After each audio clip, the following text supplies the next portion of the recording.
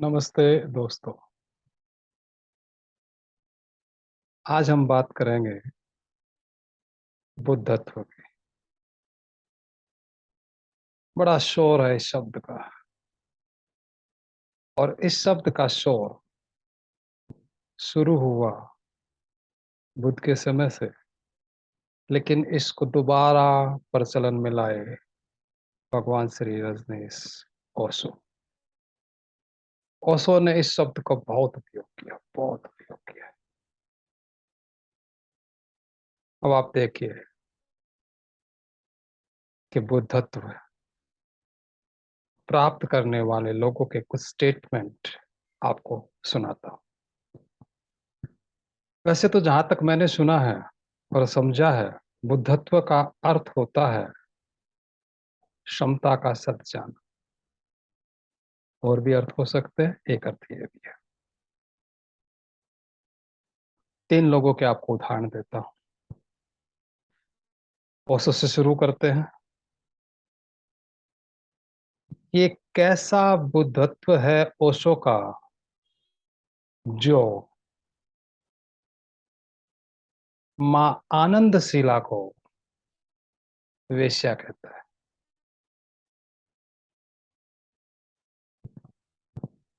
पहली तो बात, जो तथ्य सामने आ रहे हैं, शीला की कोई बहुत बड़ी गलती नहीं थी, और मान भी लें शीला की गलती थी, तो भी क्या उसे वेश्या कहा जाना चाहिए? एक बार मान लें आवेश में आके कह दिया हो, लेकिन बार बार अनेक लेक्चर में वो सो उसको वेश्या कह रहे हैं। ये कैसा बुद्धत्व भाई? भगवान बुद्ध वैसे तो बुद्ध का सारा आंदोलन क्षत्रिय वर्सेस ब्राह्मण था। बाकी तो जितनी बातें हुई हैं वो सब लिपप होती हैं। एक क्षत्रिय राजा जो चक्रवर्ती बनना चाहता था, चक्रवर्ती बन नहीं सकता था, क्योंकि वो एक गणराज्य का राजा बनना था। बिहार में उस टाइम पे 20 गणराज्य थे। बिहार कितना, उसमें वो 20वां हिस्सा कितना, तो काहे के राजा भाई। लेकिन फिर भी राजा थे, गणराज्य के थे। तो उन्होंने देखा कि ब्राह्मणों को ज्यादा सम्मान मिल रहा है, तो इसलिए उन्होंने ये सारा काम शुरू किया। लेकिन हमारा विषय ये नहीं है। जो दूसरी बात मैं कहना चाहता हूं, कि जब बुद्ध को पहली बार एक स्त्री को, जो शायद उनकी माँ थी सौतेली, जब उनको संन्यास दिया, तो उनका एक स्टेटमेंट है जो काफी प्रसिद्ध रहा है, कि मेरा धर्म 5000 साल चलता, लेकिन अब मैंने एक स्त्री को संन्यास दे दिया है, तो शायद ये 500 साल भी ना चले। ये एक बुद्ध पुरुष के स्टेटमेंट। महावीर,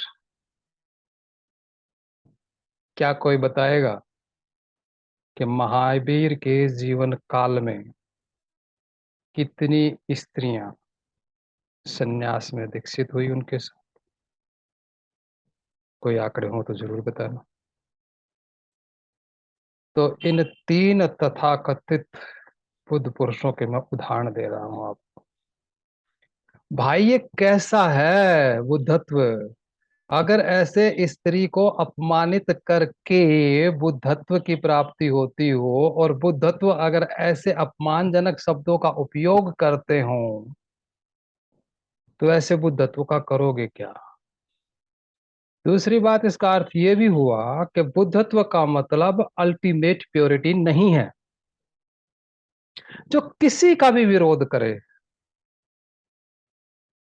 और विशेषकर उन स्त्रियों का जिनका उनके जीवन में बहुत बड़ा उपयोग है।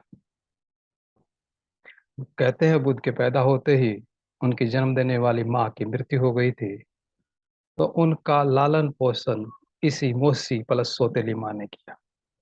और उसकी संन्यास दीक्षा के बाद भी भाई साहब कहते हैं कि मेरे धर्म का अब जल्दी ही विनाश हो जाएगा, क्योंकि मैंने एक स्त्री को दीक्षा दे दी।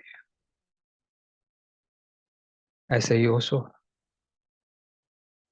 पहले लक्ष्मी आई, अब लक्ष्मी उनको उपयोगी नहीं लगी तो आनंद शिला को बिठा दिया। आनंद शिला उन्हें कुएं रूपी पूना से निकालकर इंटरनेशनल प्लेटफॉर्म पे ले गई। कम्युनिज्म या कम्युनिस्ट विचारधारा के मानने वाले देशों में ओशो नहीं पहुंच पाए थे तब तक। उन्हें सीआईए का एजेंट माना जाता था, या जो भी संस्था है यूएस की, उसका। अमेरिका में जब वो उपद्रव हुआ, जब ओशो वहां से निकाले गए, उसके बाद कम्युनिस्ट देशों में ओशो का काम शुरू हुआ। कोई तथाकथित ज्ञानी मेरी बात को झुठलाना चाहे तो कमेंट नीचे लिख सकता है। और वैसे भी ज्यादातर लोगों के पास मेरा फोन नंबर है, मुझे डायरेक्ट कॉल कर सकता है, मैसेज कर सकता है। भाई अगर इस तरह का बुद्धत्व हो और बुद्धत्व से इस तरह के स्टेटमेंट निकलते हो, तो क्या करोगे भाई बुद्धत्व का? रहने दो। मेरे समझे सबसे बड़ी भ्रांति ये बुद्धत्व का प्रचार करके हुई है। अल्टीमेट जैसी कोई चीज नहीं है, अल्टीमेट प्योरिटी जैसी कोई चीज नहीं है। पांच हमारे सेंसेस हैं, पांच सेंसेस का खेल है, उसमें से एक पर्टिकुलर ज्यादा डोमिनेट कर जाती है, और जब उस सेंसेशन को पूरा होने में बाधा होती है तो हम अपने वास्तविक स्वरूप में आ जाते हैं। तब आदर योग्य स्त्रियों को भी वेश्या कह देते हैं।